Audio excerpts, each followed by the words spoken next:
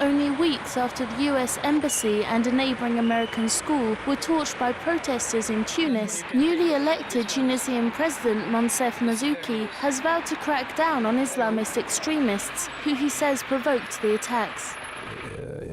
Speaking in New York, the Tunisian leader said that whilst he did not consider the extremist elements to be a threat to democracy, incidents such as these damage the country's international standing.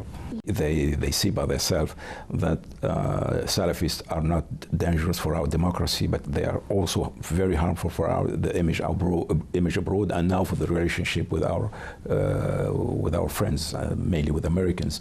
And now they consider that they have to take these famous appropriate measures. Since the fall of secular dictator Zine Abidine Ben Ali last year, groups of religious fundamentalists known as Salafis have been reportedly causing havoc across the country. Responding to fears that the planned crackdown could escalate into further violence, the president insisted that the rule of law and human rights would be respected.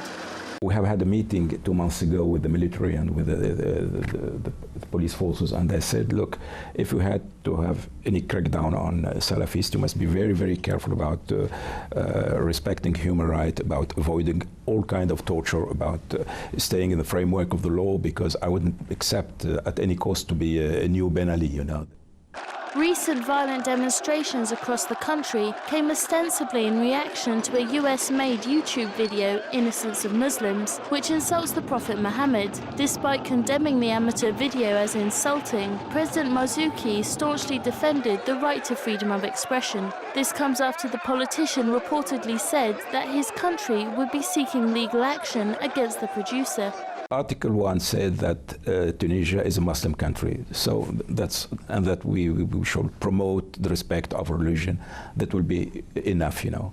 I'm against any kind of restriction on freedom of speech, because I know that it would lead very easily to all kind of censorship. And I always say that I prefer the worst side effects of freedom of expression to any kind of censorship.